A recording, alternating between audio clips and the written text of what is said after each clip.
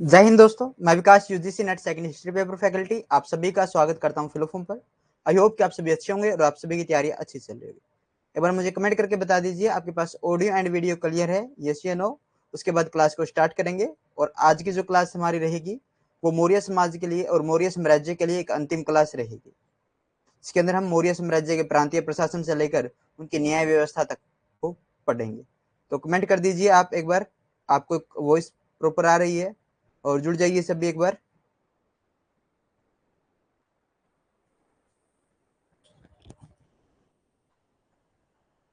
ऊपर आ रही है और जुड़ जाइए सभी एक बार।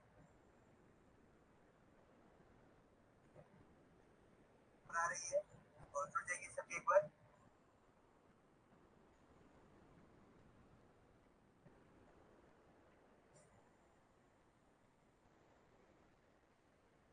जी लोग, कुछ सब कुछ ठीक चल रहा है, सब कुछ ओके है, जुड़ जाइए।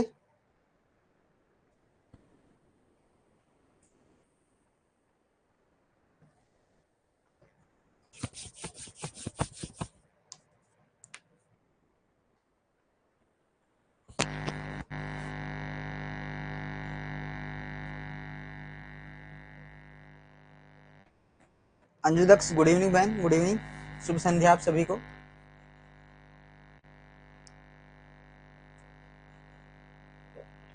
शुभ संध्या भाई, शुभ संध्या। जिस भी बच्चे ने अभी तक हमारे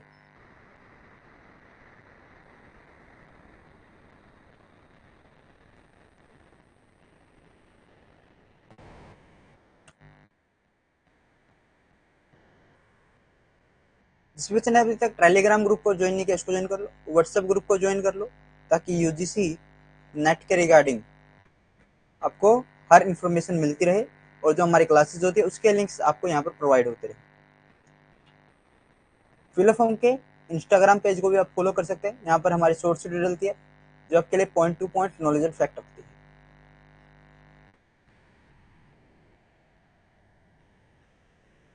मौर्य साम्राज्य को हमने पढ़ना शुरू किया था और आज हम मौर्य साम्राज्य को समाप्त करके कल मौर्योत्तर को शुरू करने जा रहे हैं।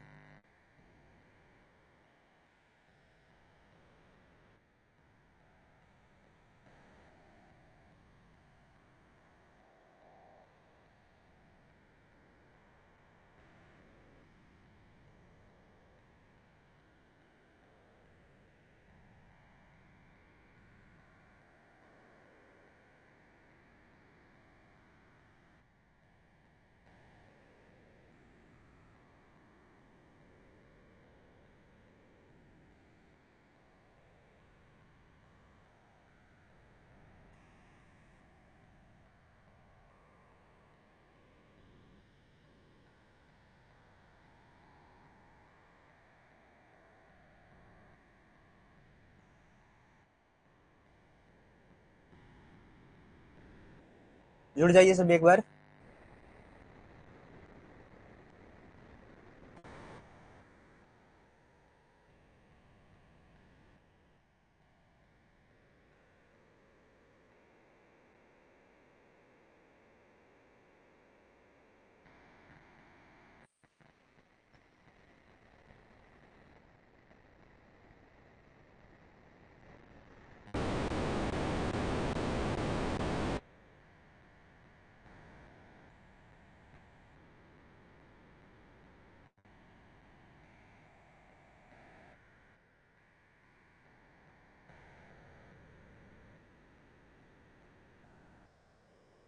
तो आज हमें शुरू करना है मौर्य साम्राज्य का प्रांतीय प्रशासन। कल हमने केंद्र का प्रशासन यहाँ पर पढ़ा था, तो आज हम पढ़ेंगे मौर्य साम्राज्य का प्रांतीय प्रशासन। कैसा प्रशासन? प्रांतीय प्रशासन। मौर्य प्रशासन में प्रांतों को आहार या विश कहा जाता था, जो विषयपति के अधीन होती थी। जिले का प्रशासन स्थानिक संचालित करता था, जो समहर्ता के अधीन होते थे। मौर्य प्रशासन की सबसे छोटी इकाई ग्राम थी। ग्राम के मुखिया को ग्रामिक कहा जाता था। प्रशासकों के सबसे छोटा गोप था, जो 10 ग्रामों के शासन संभालता था। यानी प्रशासन में सबसे छोटा रूप किसका है? गोप का है, जो क्या करता है? 10 गांव के समूह को संभालता है। देखिए क्या है प्रांतीय प्रशासन।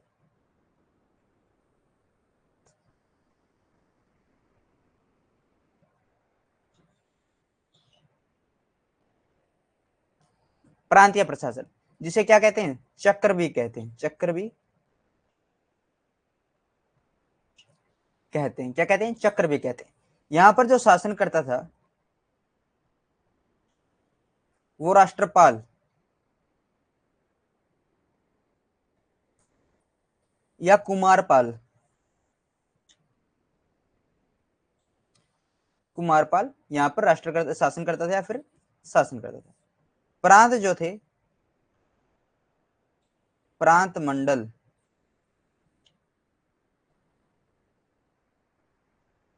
कमिश्नरी मान लो, कमिश्नरी,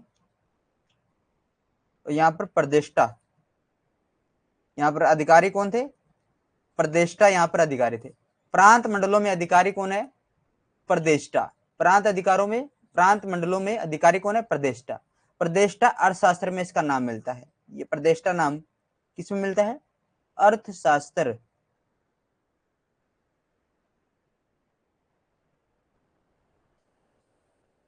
क्या मिलता है, अर्थशास्त्र में इसका ये नाम देखने को मिलता है।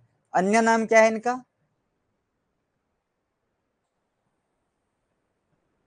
अन्य नाम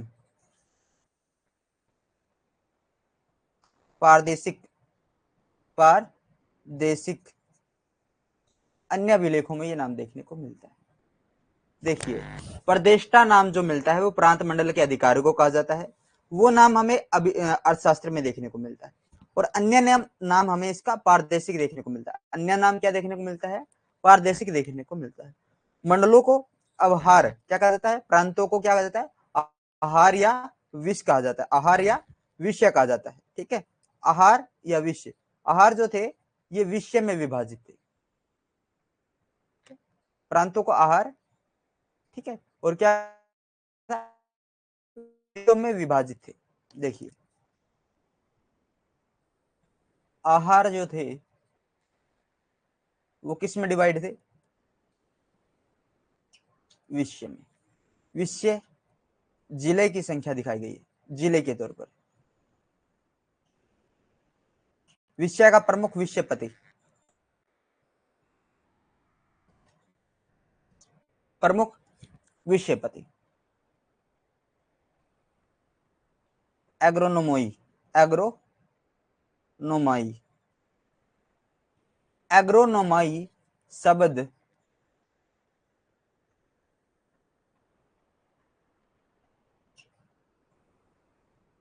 इसके लिए मेगास्थनीज, मेगास्थनीज ने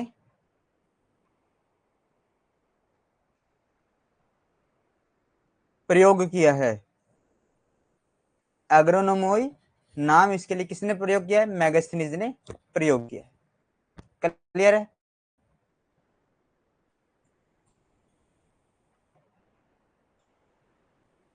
रजुक विषय में न्याय करने वाला,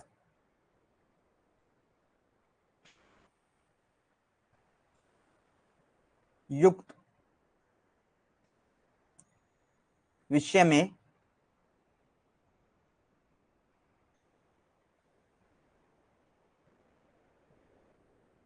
कर इकट्ठा करने वाला,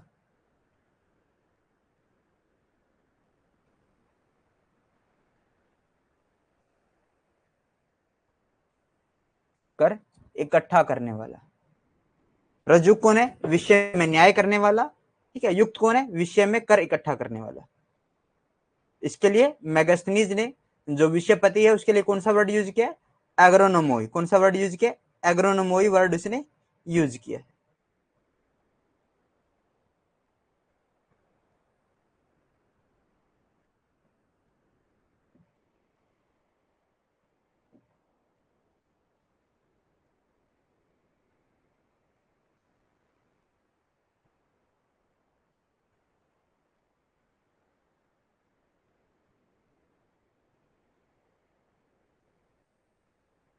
क्लियर है।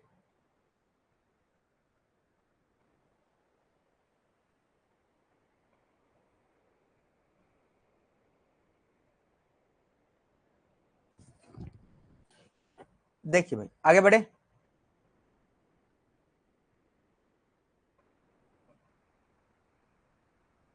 In the Maurya was divided into ahar or subject which were under the control of Vishwapati. The administration of the district was conducted by Sthanik, who was under the Samharta. The smallest unit of Maurya administration was the village. The head of the village was called Gramik. The smallest among the administrator was Gop, who ruled 10 villages.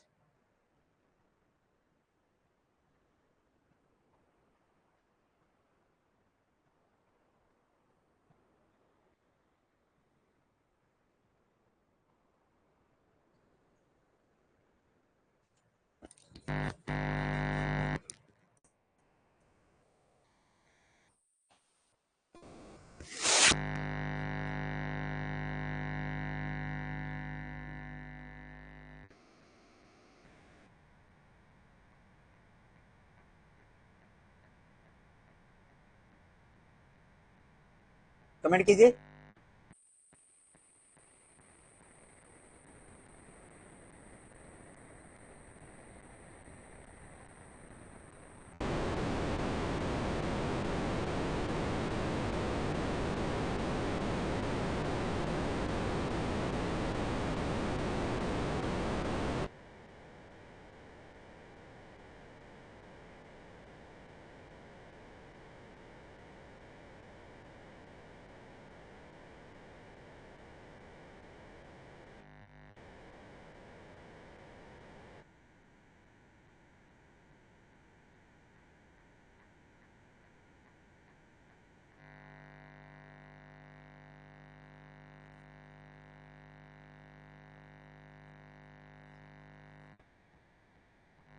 चलो भाई आगे बढ़ते हैं।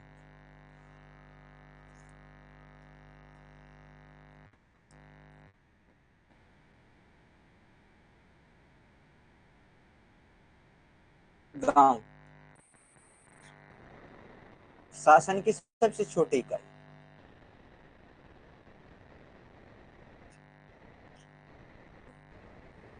शासन की सबसे छोटी। यहाँ पर प्रमुख कौन है? यहाँ पर प्रमुख है ग्रामणी। प्रमुख कौन है? प्रमुख है यहाँ पर ग्रामणी।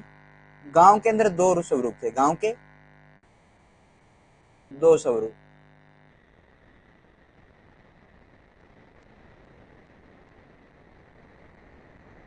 एक तो स्थानीय, स्थानीय स्तर पर स्थानीय स्वरूप जो था, इसमें 100 गांव होते थे। कितने गांव? 100 गांव का समूह।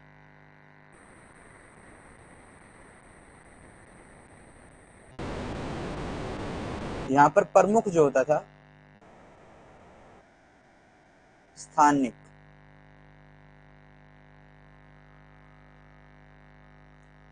यहाँ पर प्रमुख कौन था? यहाँ पर प्रमुख था स्थानिक।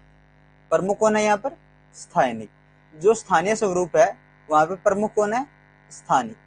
फिर आ जाता है संग्रहण।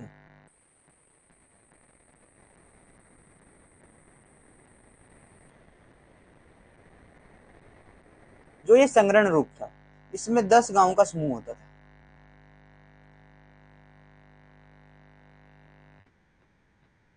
10 गांव का समूह होता था। यहाँ पर जो प्रमुख होता है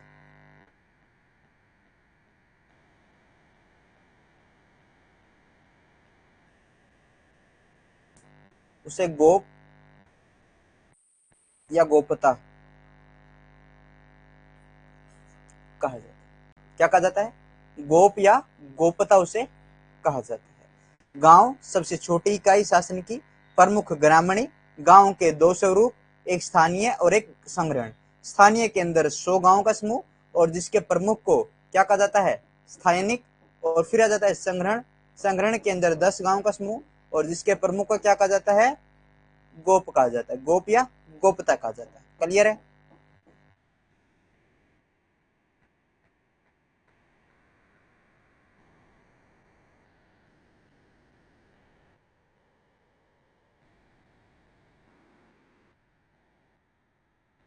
मौर्य साम्राज्य में प्रांतों की संख्या 5 थी।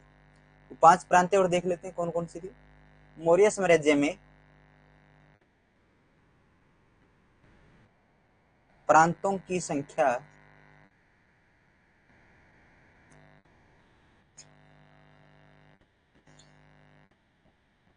5 थे। 5 कौन कौन से?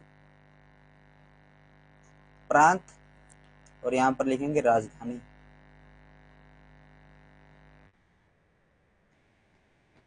प्रांत। उत्तरापंथ। उत्तरापंथ की राजधानी क्या थी? तक्षशिला। क्या है? तक्षशिला। उत्तरापंथ की राजधानी तक्षशिला। अवंती। अवंती की उज्जैनी।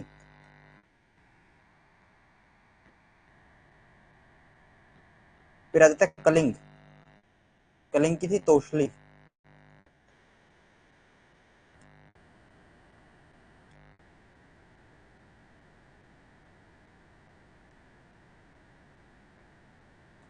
कलिंग की क्या है? तोशली। फिर आ जाती है दक्षिणापंथ।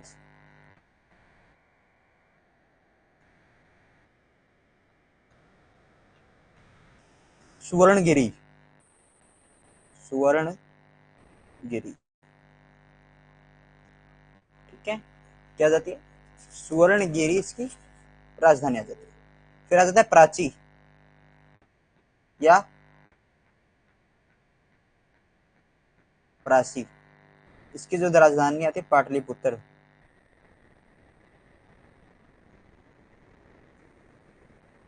यहां पर लिख देते हैं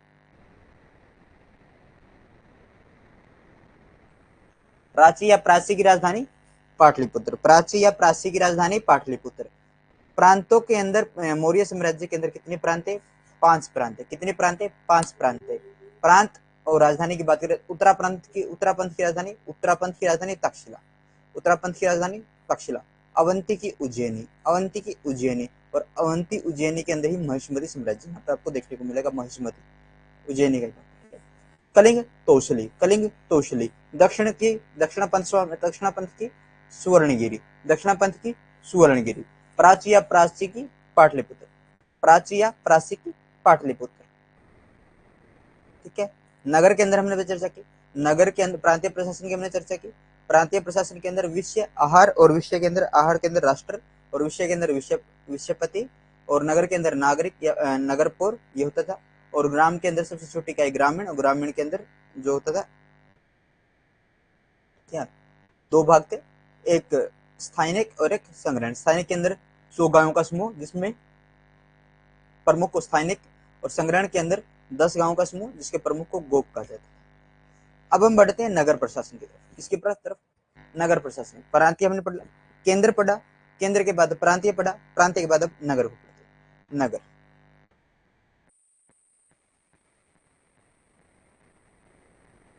मौर्य साम्राज्य का नगरीय प्रशासन। मैगस्थनीज के अनुसार नगरीय प्रशासन 6 समितियों में बटा हुआ था। प्रथम समिति जो थी उद्योग शिल्प का निरीक्षण करती थी। क्या करती थी? उद्योग शिल्प का निरीक्षण करता था। निरीक्षण यानी देखभाल करती थी। उद्योग क्या थी? उद्योग की प्रथम समिति जो थी वो शिल्प कला समिति आप इसको बोल सकते हो। ये उद्योग और शिल्पों का निरीक्षण करती थी, देखभाल करती थी। लवी ठाकुर कितनी स्लाइड हो गई भैया? सेकंड स्लाइड पर आए हैं। और अभी तो वैसे तो लेकिन क्लास हुए स्टार्ट हुए अभी हमें लगभग 25 मिनट हो चुके हैं। 25 टू 28 मिनट।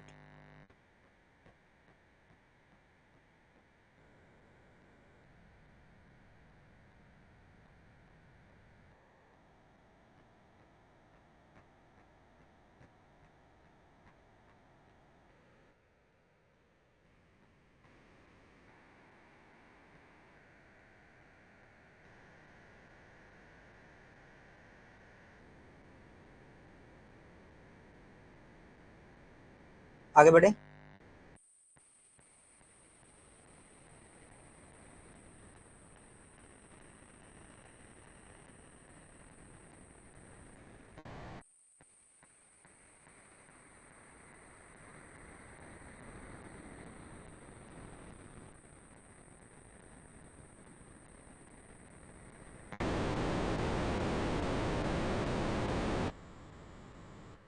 कमेंट कीजिए, आगे बढ़ते हैं फिर।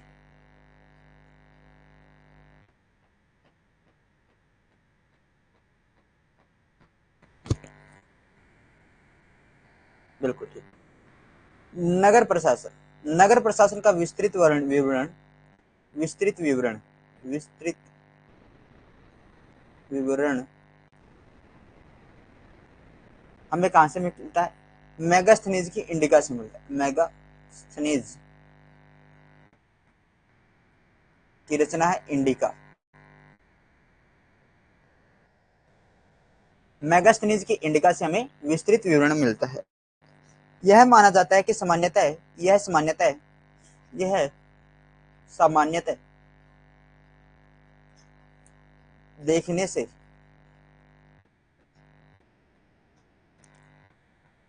ऐसा लगता है,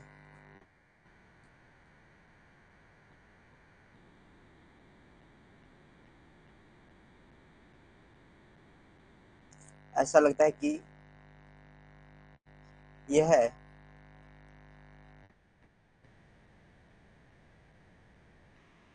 पाटलिपुत्र का वर्णन है।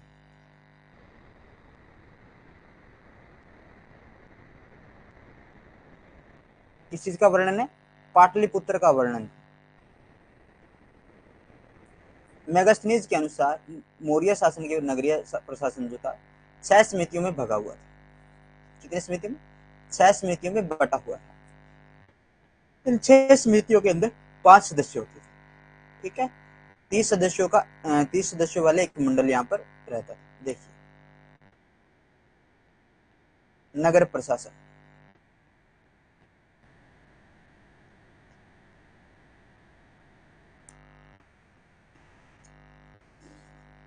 30 सदस्यों वाली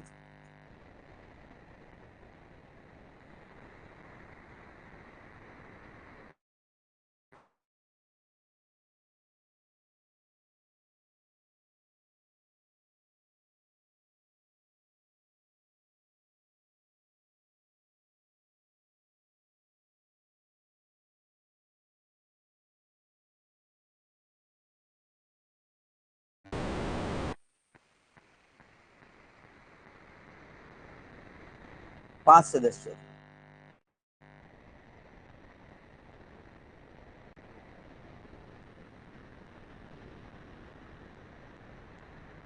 प्रत्येक समिति में कितने सदस्य थे? प्रत्येक समिति में 5 सदस्य होते थे। इनका चुनाव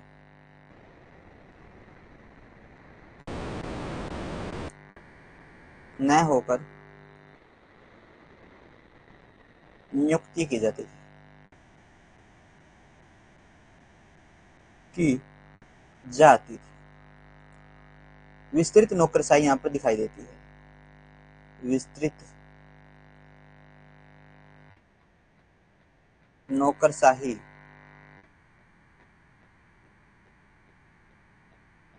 दिखाई देती।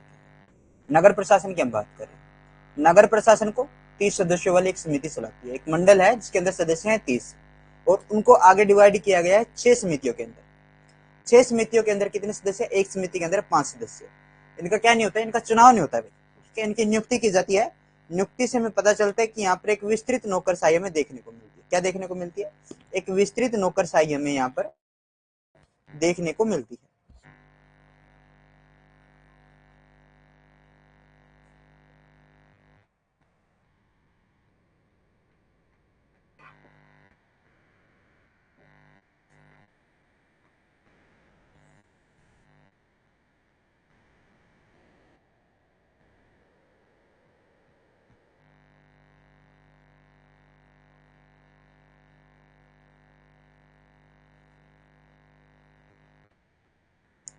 समझ में आया?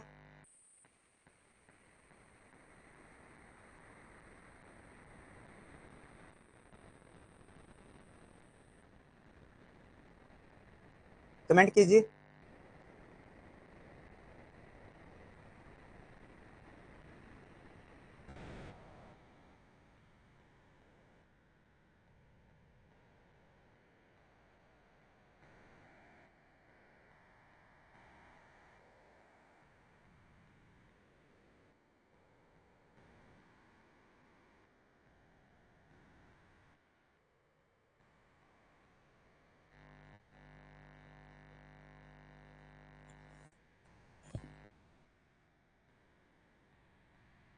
अरे कुछ तो बोलिए, कुछ तो कमेंट कीजिए।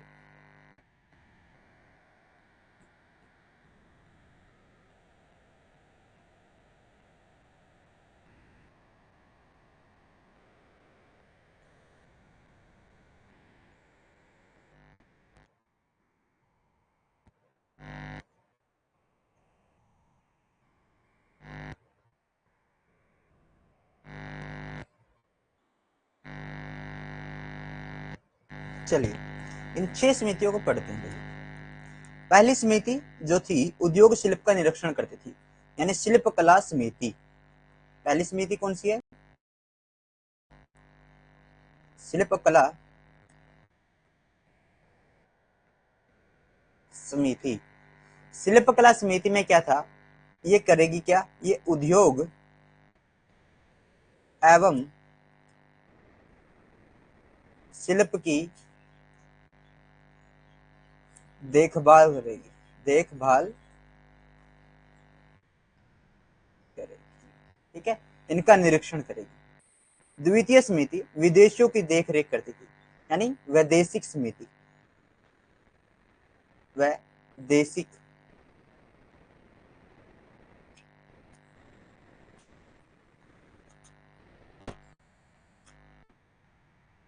वैदेशिक समिति ये क्या करेगी? विदेशियों की देखभाल करेगी। विदेशियों की देखभाल करेगी, ठीक है। ये करेगी क्या? देखभाल, यानी कौन विदेश से आ रहा है, कौन जा रहा है, ये विदेश के बारे में सोचेगी। यही हमारा जो पासपोर्ट वगैरह होता है, पासपोर्ट होता है क्या? अपने ही देश से दूसरे देश में जाने की इजाजत लेना पासपोर्ट होता है, ठीक है। पासपोर्ट है अपने ही देश से अनुमति लेना कि मैं दूसरे देश में जाना चाहता हूं, तब आपको पासपोर्ट बना के दिया जाता है। वीजा होता है दूसरा देश जब आपको अलाउ करता है कि हाँ मेरे देश में आ सकते।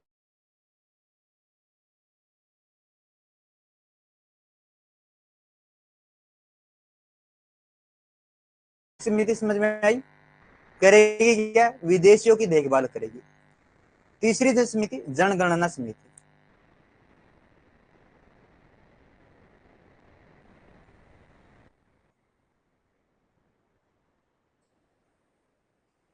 तीसरी समिति कौन सी है? जनगणना समिति। जनगणना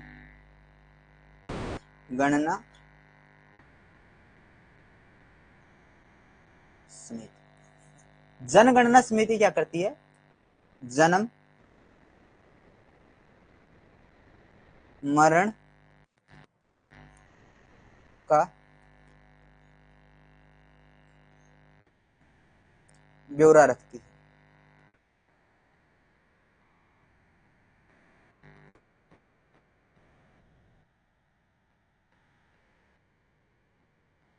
जनगणना का जनगणना प्रथम बार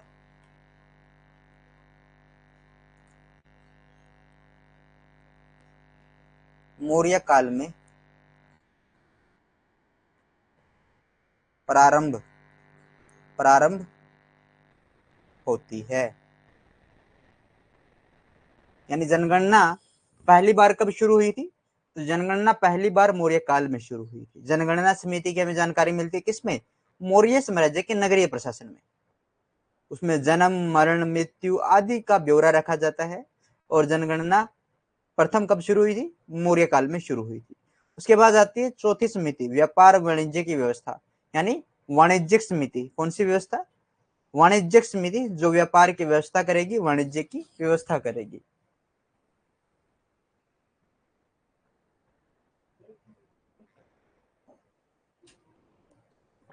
देखिए कौन सी समिति है? चौथे नंबर की समिति है वाणिज्यिक समिति।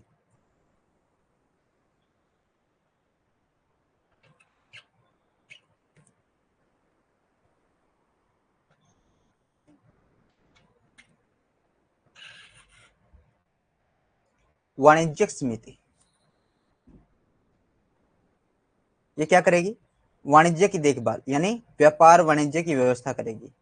व्यापार वाणिज्य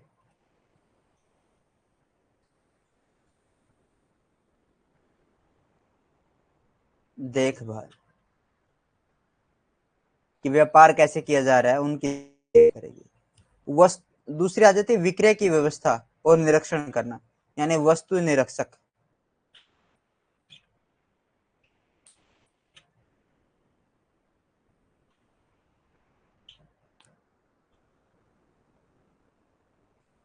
इसमें क्या है, निर्मित वस्तुओं की देखरेख होती है।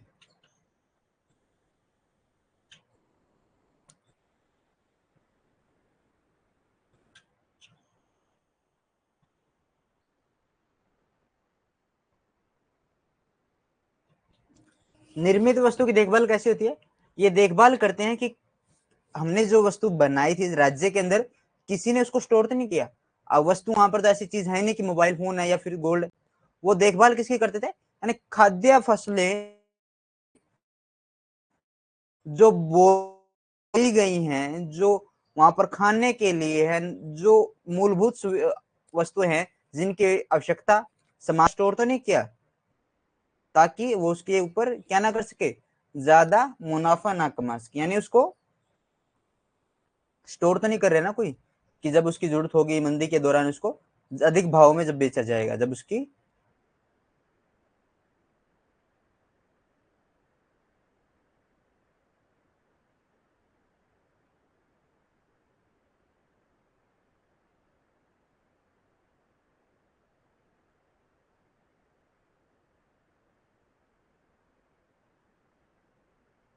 उस फसल की जरूरत, तो वो व्यापारी जिसने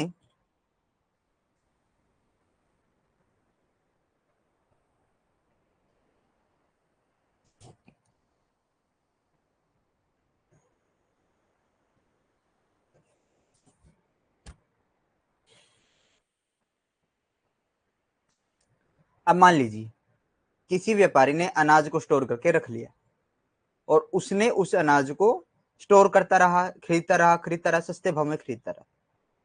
बाद में राज्य के अंदर पड़ गया अकाल और उसने उसके उसको अधिक मुनाफे पर बेचने, टुडे क्लास चलेगी सर, टुडे क्लास लगभग 6 5 6 10 के आसपास तक, 6 5 6 10 तक, ठीक है, क्योंकि मौर्य साम्राज्य को कंप्लीट करके मौर्योत्तर को कल शुरू करेंगे।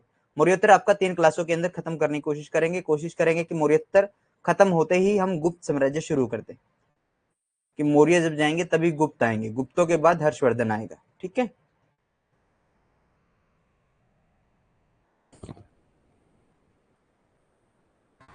और कोशिश रहेगी नेक्स्ट वीक तक आपका जो सेकंड यूनिट है उसको कंप्लीट करके, और वर्धन वंश खत्म होते ही आप सीधे डायरेक्ट थर्ड यूनिट पढ़ते नहीं हो, डायरेक्ट मेडुअल के अंदर आ जाते हो। थर्ड यूनिट में क्या है, जैसे मौर्य साम्राज्य का प्रशासन, अलग चीजें, यानी मौर्य साम्राज्य को हम फर्स्ट सेकंड यूनिट में पढ़ते हैं, फिर उसके प्रशासन को थर्ड यूनिट में देखते हैं, लेकिन मैं यहाँ आपको एक साथ ही करवा देता हूँ, ठीक है।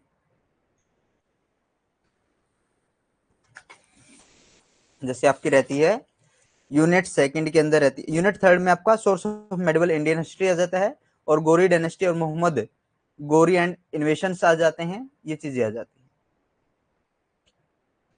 पोस्ट मौर्यन एम्पायर के अंदर जैसे पोस्ट मौर्यन के बाद गुप्त, गुप्ता के बाद गुप्त के आर्किटेक्चर, और उसके बाद वर्डन डायनेस्टी, ठीक है। तो ये चीजें आपकी रहती हैं। तो वस्तु निरीक्षक समझ गए, वस्तु निरीक्षक निर्मित वस्तुओं की देखभाल करना, एक ऐसी समिति जो निर्मित वस्तुओं की देखभाल करती है कि उसको बेचा गया, स्टोर किया गया, उसकी क्या स्थिति चल रही है। फिर आ जाते हैं निरीक्षण कर निरीक्षक।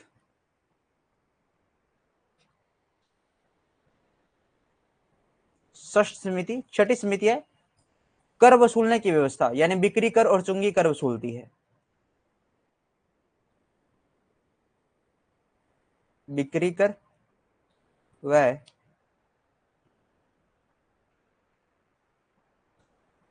चुंगी कर वसूलती है, ठीक है। और ये सारा का सारा विवरण हमने किसके आधार पर पढ़ा, मेगास्थनीज की इंडिका के आधार पर।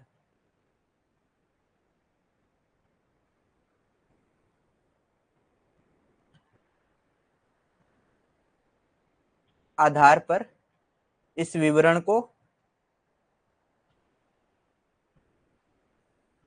पढ़ा है। ठीक है, इस विवरण को पढ़ा है। तो अब एक नोट डाल के एक बात लिखिए, कौटिल्य जी क्या कहते हैं।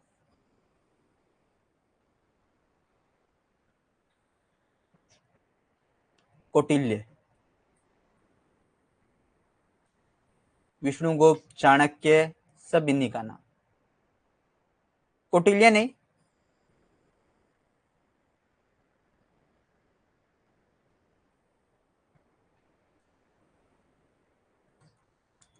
अर्थशास्त्र में नगरण प्रतिनिधि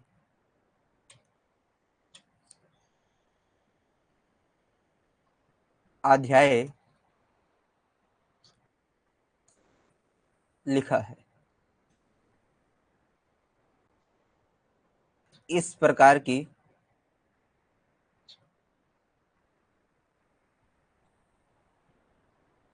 कोई समिति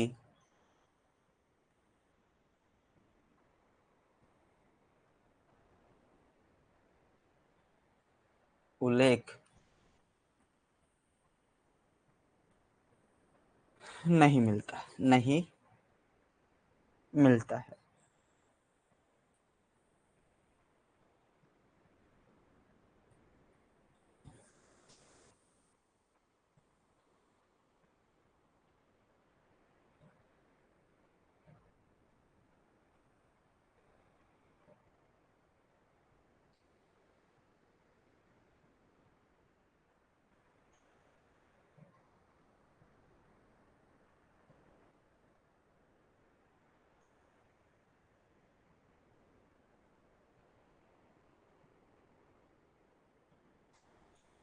आगे बढ़े।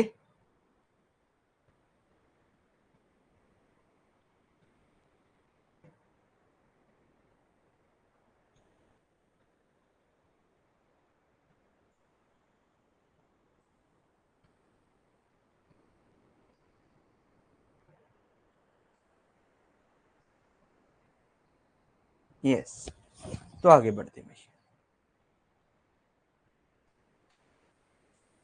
नगर में अनुशासन बनाए रखने के लिए अपराधों पर नियंत्रण रखने हेतु पुलिस व्यवस्था होती थी, जिसे रक्षित कहा जाता था। यूनानी स्रोतों से यह ज्ञात होता है कि नगर प्रशासन में 3 प्रकार के अधिकारी होते हैं। एग्रोनोमोई, जिला अधिकारी, ठीक है, यूनानी ग्रंथों के। एंटीनोमोई, नगर आयुक्त, और सैन्य अधिकारी।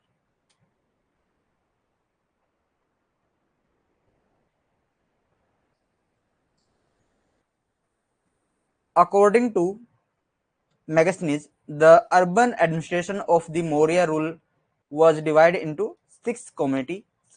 First committee used to inspect industries, craft. Second committee looks after the foreigners. The third committee census यानी गणना, जनगणना के आधारित है। Fourth committee system of trade and commerce. Fifth committee arrangement of sales inspections. Sixth committee system of tax collection. आगे देखते हैं। To mention discipline in this city and control crimes, there was a policy system which was called Rakshit. It is known from Greek sources that there were 3 types of officers in the city administration: agronoid, district magistrate; antonomy, city commissioner; and military officers.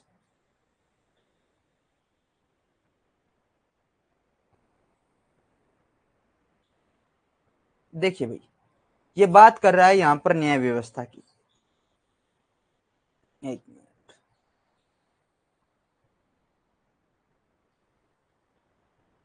पहले military को पढ़ लेते हैं ना, सैन्य व्यवस्था को पढ़ते हैं, उसके बाद हम न्याय व्यवस्था को पढ़ेंगे। सैन्य व्यवस्था 6 समितियों में बटी हुई थी। सैन्य विभाग द्वारा निर्दिष्ट था। प्रत्येक समिति में 5 सैन्य विशेषज्ञ थे। पैदल सेना यहाँ पर थी, अश्व सेना थी, गज सेना थी, रथ सेना थी, नौ सेना की व्यवस्था थी। सैनिक प्रबंध का सर्वोच्च अधिकारी अंतपाल कहलाता था। यह सीमांत क्षेत्रों का भी व्यवस्थापक था, होता था। मैगस्थनीज के अनुसार चंद्रगुप्त मौर्य की सेना 6 लाख पैदल, 50,000 अश्वारोही, ठीक है, और 9,000 हाथी तथा 800 रथों से सुयोजित अजय सैनिक थे। अजय होता है जिनको ऊपर जीत नहीं गया। देखिए भाई, मैगस्थनीज अलग आपको यहां पर जानकारी देगा, प्लिनी अलग जानकारी देगा संख्या को लेकर, लेकिन उनकी सेना में पैदल, घुड़सवार, रथसवार, हाथी मौजूद थे और नौसेना भी उनके पास थी। जल सेना भारतीय इतिहास में मौर्यों के द्वारा पहला किया गया प्रयोग था। एक नया प्रयोग यहां पर माना जाता है। मौर्यों के द्वारा पहला प्रयोग क्या हुआ? जनगणना। दूसरा नौसेना, ठीक है, एक नया भारतीय इतिहास में एक नया प्रयोग था। वैसे तो हमने जल सेना के अंदर निरयाकस को भी पढ़ा है, ठीक है, निरयाकस सिकंदर की जो जल सेना थी उसका जो प्रमुख था।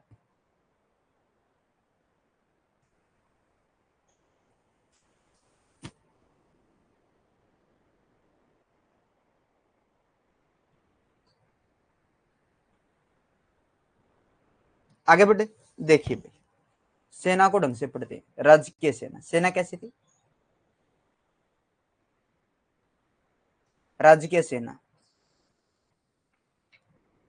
सेना भगतम कहते थे। क्या कहते थे? सेना भगतम कहा जाता था। कितने पार्ट्स में बटी हुई थी? ये बटी हुई थी, देखिए, पैदल सेना थी, घुड़सवार थे, रथ सवार थे और हाथी सवार थे।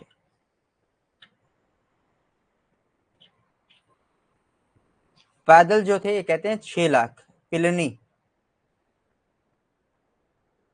पिलनी कहते हैं कि 6 लाख पैदल सैनिक थे।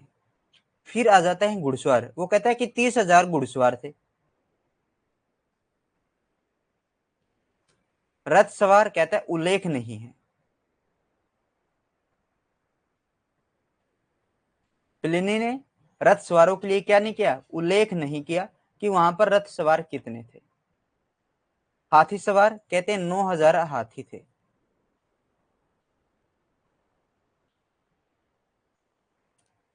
ये पूरा का पूरा विवरण किसके अनुसार है? प्लिनी के अनुसार।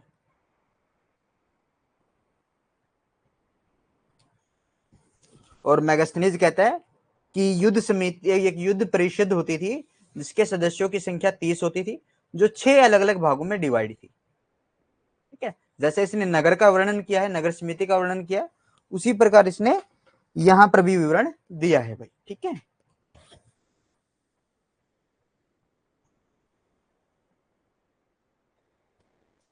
कमेंट कीजिए, समझ में आ गया?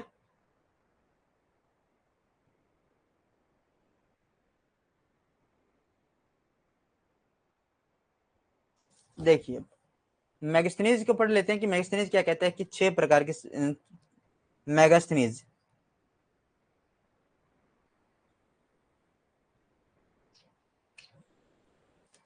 कि एक युद्ध परिषद होती है, युद्ध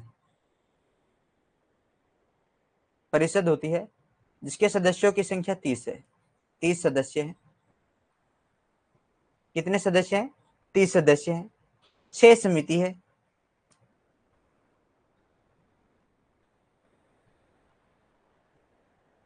प्रत्येक में 5, प्रत्येक में 5 सदस्य। वो 6 समिति कौन कौन सी है भाई?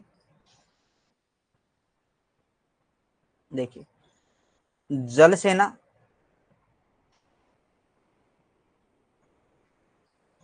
की देखभाल,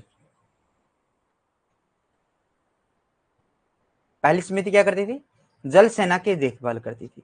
दूसरी समिति सैनिकों की भर्ती, रसद आदि की देखभाल, रसद आदि की देखभाल। रसद क्या होता है? कि सेना के लिए भोजन है या नहीं है, कहीं सैनिक लड़ने के लिए भेज दिया और पीछे भोजन है ही नहीं, तो इसकी देखभाल कौन करती थी? रसद करते, एक दूसरी समिति थी जो करती थी, रसद समिति, कि सैनिक युद्ध में कम मरे और भूख से ज्यादा मरे, तो उस चीज का भी ख्याल कौन रखता था? रसद समिति रखती थी। ठीक है, दूसरी समिति रसद और भर्ती की जांच करती थी। ठीक है, पैदल सेना, तीसरी पैदल सेना से संबंधित थी। फोर्थ समिति जो थी घुड़सवार सेना से देखभाल करती थी, घुड़सवार सेना की देखभाल करती थी। पांचवी समिति जो थी रथ सेना की देखभाल करती थी, रथ सेना की देखभाल करती थी। छठी जो समिति थी ये हस्ती सेना की देखभाल करती थी, हस्ती सेना की देखभाल करती थी। रसद के अंदर भाई जानवरों का भोजन भी और जो भोजन सैनिकों को करना वो सारा आ जाता था, यानी इनकी खाने पान की देखभाल कौन करती है? रसद से जुड़ा हुआ होता है और दूसरी समिति उसकी देखभाल करती है। तो यहां तक की चीजें समझ में आई? कमेंट कीजिए।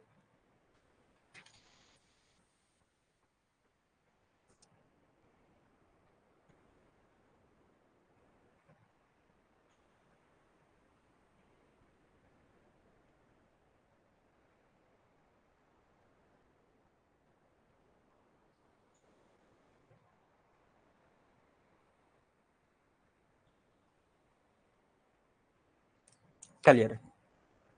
देखिए भाई, जस्टिन कहता है, जस्टिन ने हमने पढ़ा है मौर्य सेना को क्या कहता है? डाकुओं का गिरोह कहता है। किसने कहा था? जस्टिन।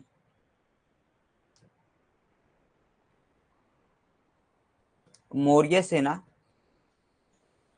किसका गिरोह है? डाकुओं का गिरोह है।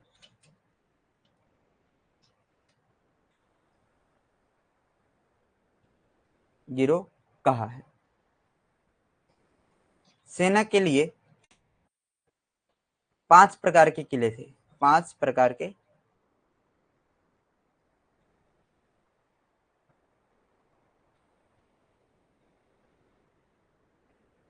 क्या थे?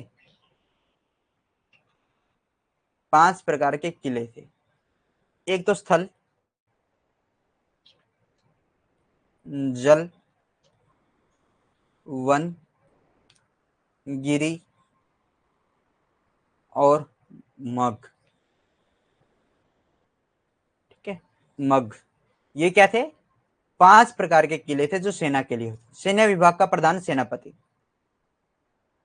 सैन्य विभाग का प्रधान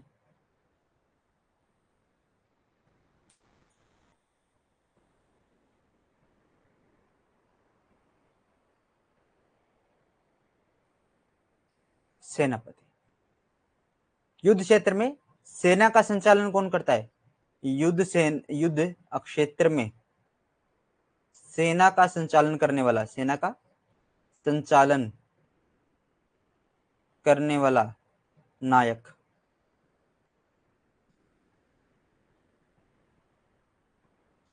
ठीक है, युद्ध क्षेत्र में सेना का संचालन करने वाला नायक था। इतनी चीजें समझ में आई? अब वहां पर सैनिक भी दो भागों में बटे हुए थे, एक तो भर्तभोगी और एक अनुवांशिक। क्या है? एक अनुवांशिक होता है, एक भर्तभोगी होता है। तो सैनिकों के भी दो प्रकार थे वहां पर। देखिए, सैनिकों के दो प्रकार,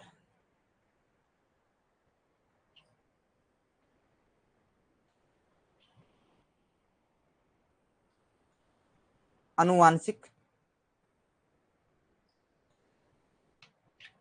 और भर्तभोगी।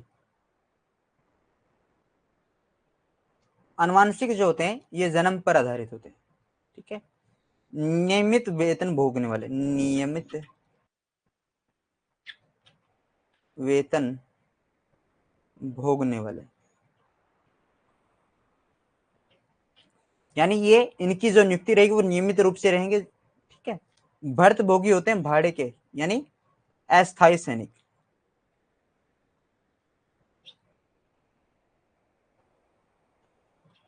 और ये कैसे सैनिक हैं? ये स्थायी सैनिक हैं। युद्ध हो या ना हो इनको रखा जाएगा और इनको युद्ध के समय भर्ती किया जाएगा कि आइए लड़ाई छिड़ी है और आपको लड़ना है राज्य के लिए, राजा के लिए, साम्राज्य के लिए।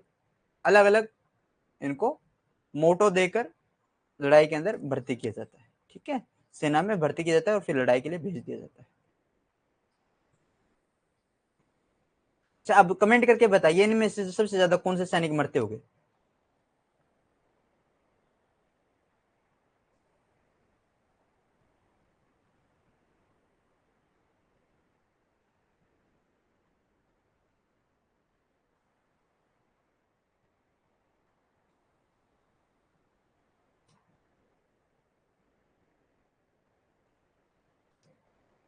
ये ए है और ये बी है।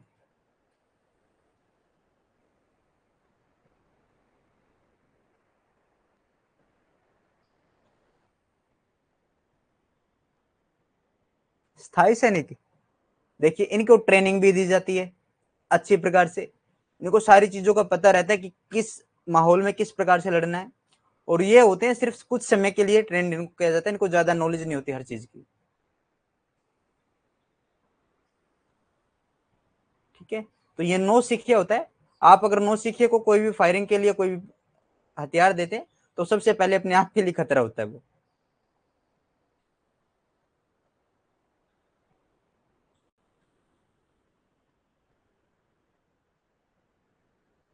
ठीक है, देखिए भाई, ये हो गया हमारा सैन्य विभाग। मिलिट्री सिस्टम मैंने पढ़ लिया। The military system was governed bye A military department divided into 6 committees, each committee consisted of 5 military experts. There was a system of infantry, cavalry, yard army, chariot army, and navy. The highest officer of military management was called Antpal. He was also the administration of the border areas according to Megasthenes. Chandragupta Maurya's army was invincible,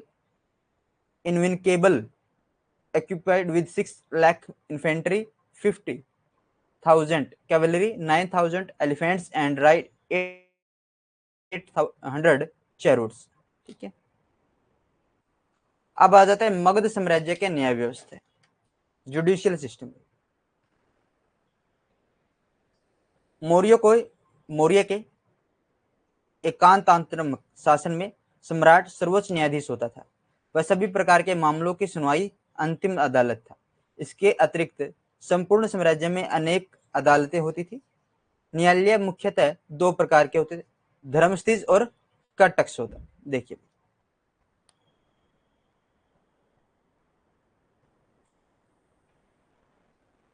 राजा एवं ग्राम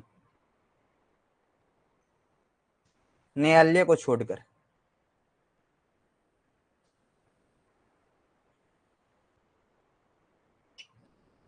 दो अन्य न्यायालय भी थे। दो अन्य न्यायालय होते थे, कौन कौन से हैं? एक तो धर्मस्थनिज है और एक कंटक शोधन है। धर्मस्थनिज,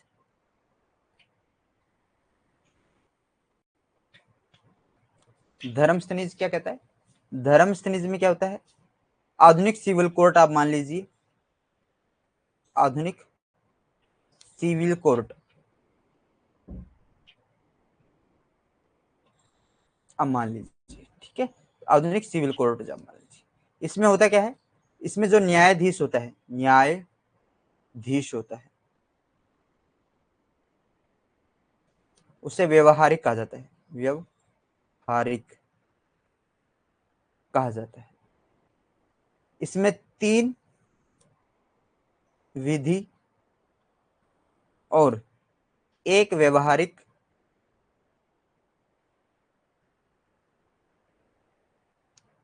और 3 अमात्य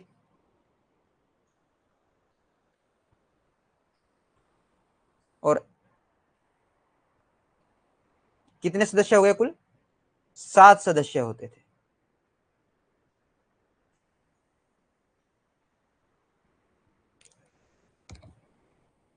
धर्मस्थनिज जो न्यायालय है, इसके अंदर इसे आप आधुनिक सिविल कोर्ट आप इसको मान सकते हो।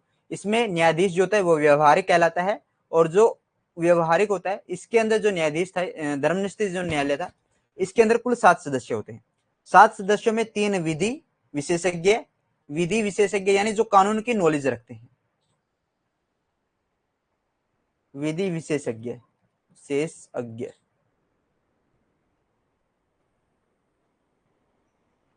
विधि विशेषज्ञ, और 3 अमात्य और 1 व्यवहारिक। तो ये कितने हो गए? कुल 7 सदस्य हो गए। आगे आ जाता है कटक शोधन।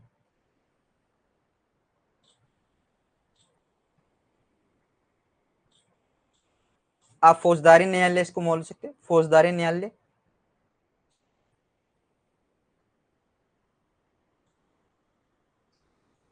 फौजदारी न्यायालय, इसमें 3 विधि विशेषज्ञ,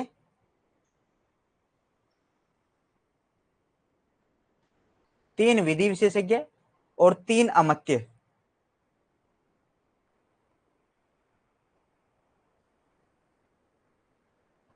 तीन अमात्य और 1 प्रदेष्टा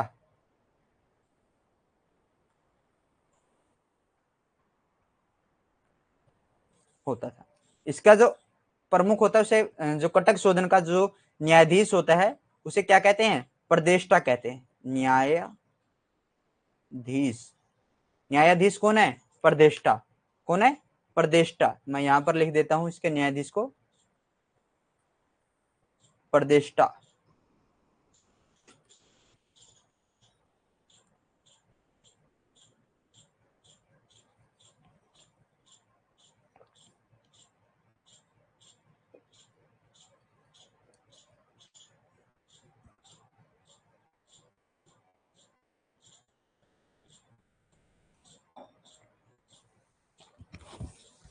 अब समझ में आ गया?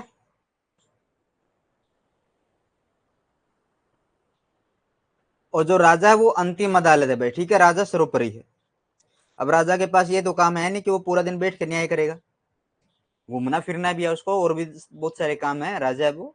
तो उसने कुछ लोगों को रखा कि आप न्याय कीजिए, ठीक है, अगर आपको समझ में ना आए फिर हमें बुला लीजिए, ठीक है। अगर कोई भी न्याय से संतुष्ट नहीं होता है तो वो किस में जाता है? सुप्रीम कोर्ट में जाता है। तो उसी प्रकार जो डिस्ट्रिक्ट कोर्ट में या स्टेट कोर्ट के अंदर, जो हाई कोर्ट के अंदर अगर संतुष्ट नहीं हो पाता है तो किस में जाता है? सुप्रीम कोर्ट में जाता है। तो वैसे सुप्रीम कोर्ट वहां पर क्या थी?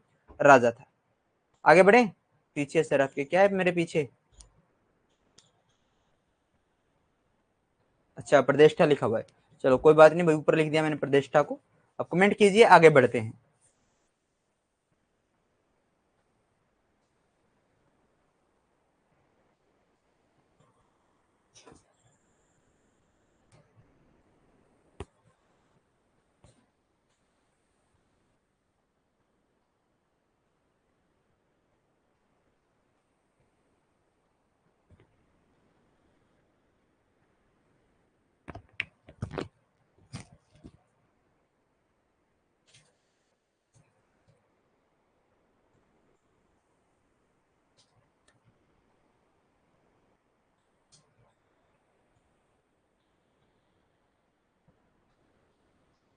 कमेंट कीजिए, ऑल क्लियर, ओके। आगे देखते हैं भाई। अब कुछ अपराध थे जो उनको नाम दिया गया है। एक होता है अपराध, होता है वाक पारुष्य, या फिर दंड पारुष्य। ये किस लिए नाम दिया गया था? ये अपराध अगर कोई कुवचन करता है, जैसे हमने पढ़ा था कि अनंतपुर के अंदर अशोक के लिए 500 महिलाओं ने क्या कर दिया था? 500 महिलाओं ने उसे कुपुरुष कह दिया था, कुवचन उसको बोल दिए थे। तो अनंतपुर के अंदर उसने उनको जिंदा जलवा दिया था। पढ़ा ना अशोक को?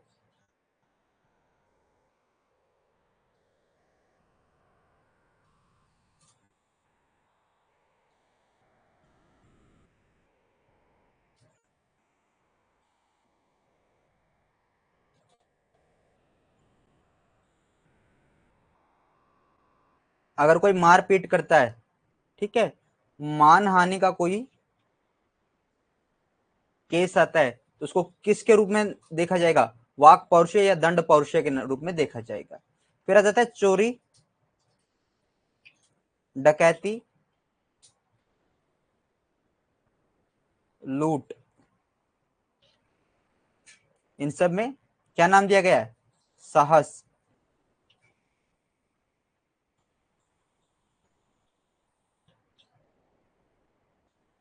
साहस नाम दिया गया है, ठीक है। आगे बढ़ते हैं। कौटिल्य ने 3 प्रकार के अर्थ दंडों का उल्लेख करता है।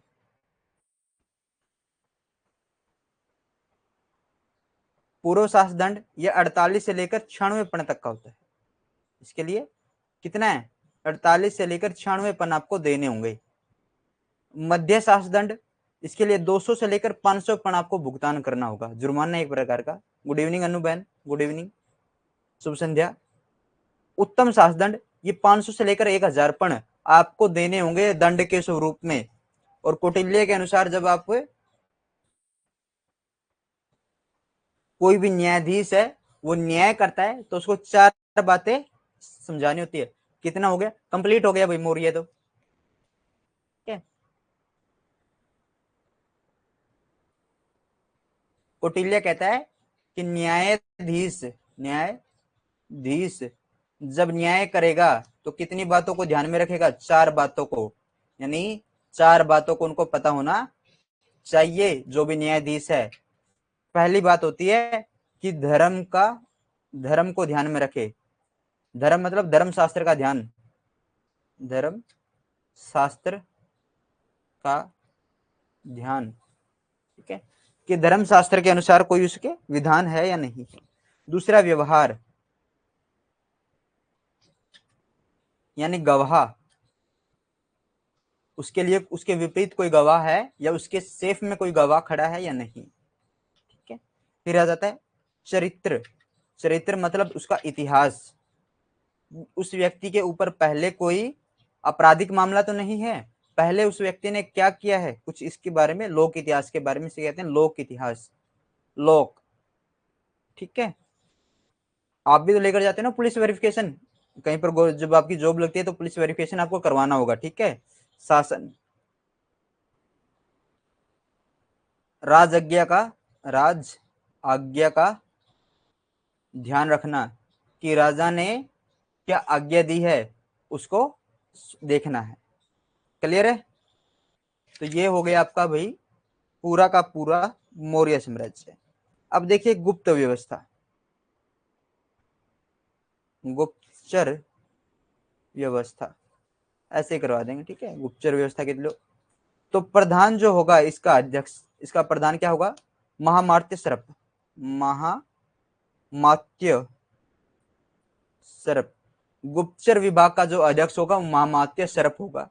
अर्थशास्त्र में गूढ़ पुरुष कहा गया है, अर्थशास्त्र में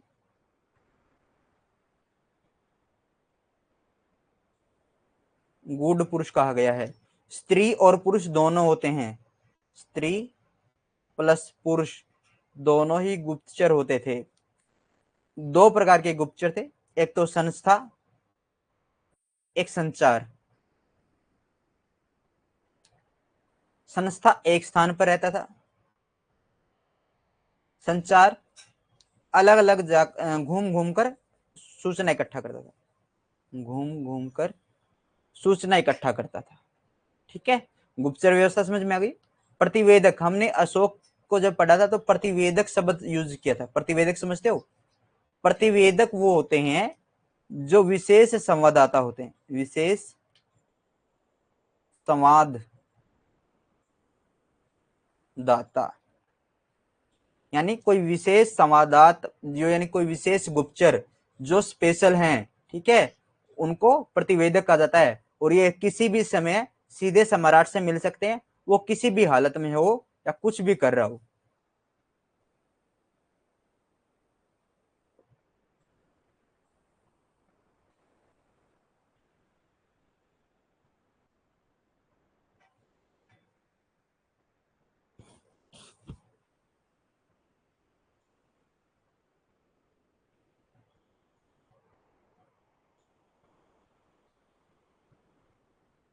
कमेंट कीजिए फिर आगे बढ़ेंगे।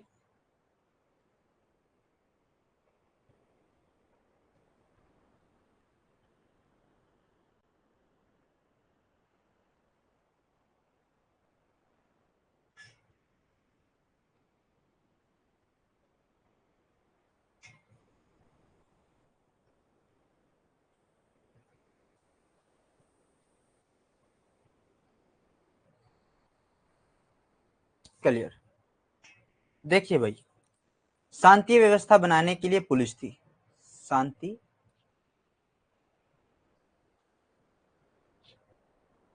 व्यवस्था के लिए क्या है, पुलिस है। कार्य कौन करती है शांति व्यवस्था के लिए, पुलिस। पुलिस को क्या कहता है, रक्षण कहा गया है। क्या कहा गया है, रक्षण कहा गया है।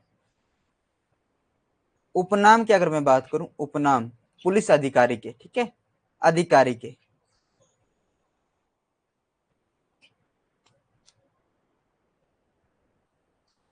ओसियर्स, ये नाम दिया है एरियन ने, एरियन इतिहासकार है जो, उन्होंने ये नाम दिया है। उसके बाद इंस्पेक्टर्स,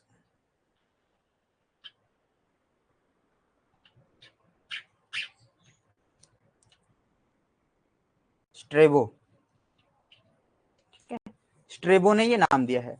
आप एक काम करोगे, जितने भी इतिहासकार के हम नाम पढ़ते हैं, ठीक है, गूगल पर जाकर उनकी पिक सर्च कर लेना भाई, ताकि आपको पता लग जाए कि इतिहासकार, अगर आपके सामने कभी कोई पिक भी आ जाए, ठीक है, मान लीजिए आप गलती से घूम रहे हो, आप कलकत्ता की तरफ हो या फिर दक्षिण भारत की तरफ हो, घूमते हुए जा रहे हो, ट्रेन से सफर कर रहे हो या किसी भी सफर कर रहे हो किसी भी व्हीकल से, तो आपको अगर कोई व्यक्ति मिल जाता है तो ये तो पता चले कि हाँ वो इतिहासकार है। और इतिहासकार के आसपास कभी भी भीड़ नहीं मिलती है, कुछ ही लोग होते हैं उनके साथ होते हैं, ठीक है, साधारण सा जीवन जीते हैं वो, क्योंकि प्रोफेसर्स होते हैं, पीएचडी होल्डर्स होते हैं वो, तो उनका जो जीवन होता है बिल्कुल सादा होता है, ठीक है। तो आज की क्लास को यहीं पर समाप्त करते हैं भाई। आपका मौर्य साम्राज्य हुआ कंप्लीट, और बाकी चीजें कल पढ़ेंगे मौर्योत्तर काल में। तो आप मुझे अब इजाजत दीजिए जाने की, तो कल मिलेंगे मौर्योत्तर काल के साथ और कुछ नए तथ्यों के साथ। तो कमेंट कर दीजिए क्लास आपको कैसी लगी, उसके बाद क्लास को ऑफ करते हैं।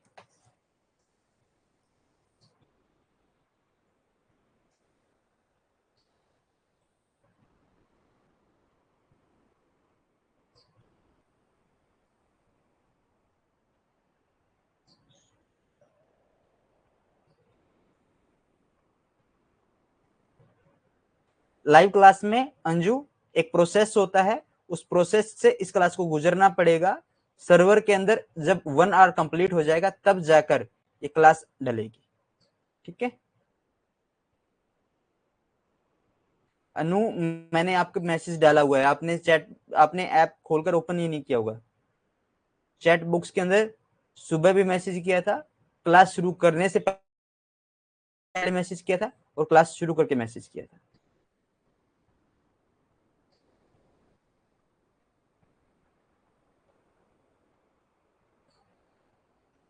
Thank you Anju, thank you, आप सभी का धन्यवाद। और बिल्कुल आपको शेड्यूल डलता रहेगा, मिलता रहेगा, ठीक है। तो इसी के साथ इस क्लास को